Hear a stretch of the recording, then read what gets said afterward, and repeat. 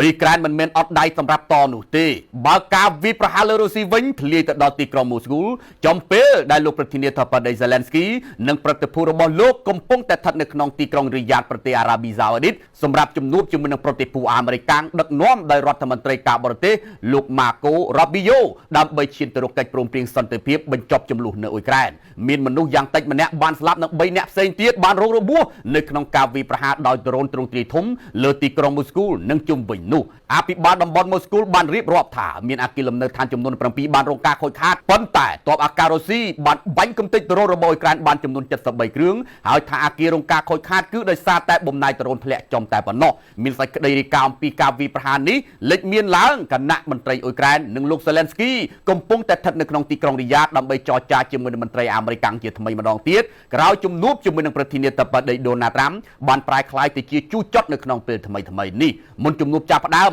មន្ត្រីអ៊ុយក្រែនបានលើកឡើងថាភាគីខ្លួននឹងដាក់សំណើឲ្យមានបទជបាញ់នៅដែនសមុទ្រនិងដែនអាកាសជាមុនសិនមុនឈានទៅរកកិច្ចព្រមព្រៀងសន្តិភាពយូរអង្វែងជាមួយរុស្ស៊ីរីឯលោក Rubio រដ្ឋមន្ត្រីការបរទេសអាមេរិកបានបង្ហើបថាបទជបាញ់នេះប្រហែលជាអាចទៅរួចក៏ប៉ុន្តែលោកបានគូបញ្ជាក់ថាមានការតាំងចិត្តតែភាគីម្ខាងគឺមិនគ្រប់គ្រាន់នោះទេពលគឺទាល់តែមានការតាំងចិត្តទាំងសងខាងហើយភាគីទាំងពីរត្រូវតែថយក្រោយម្នាក់មួយជំហានជាមុនសិនទើបអាចឈ្មោះទៅរកការផ្សះផ្សាគ្នាបានបើទោះបីជាយ៉ាងណាក៏ដោយអាមេរិកនៅតែមិនបង្ហាញឲ្យដឹងច្បាស់លាស់អំពីលក្ខខណ្ឌនៅក្នុងកិច្ចព្រមព្រៀងរ៉ែកម្រជាធ្នូទៅនឹងកិច្ចព្រមព្រៀងសន្តិភាពនោះឡើយបើទោះបីជាយ៉ាងណាលោក Rubio ធ្លាប់បានចង្អុលបង្ហាញរួចហើយថាអ៊ុយក្រែនត្រូវតែបោះបង់បំណងចង់បានដីដែលបាត់បង់មកវិញជាមុនសិនដើម្បីសម្រួលដល់កិច្ចចរចាសន្តិភាពជាមួយនឹងរុស្ស៊ី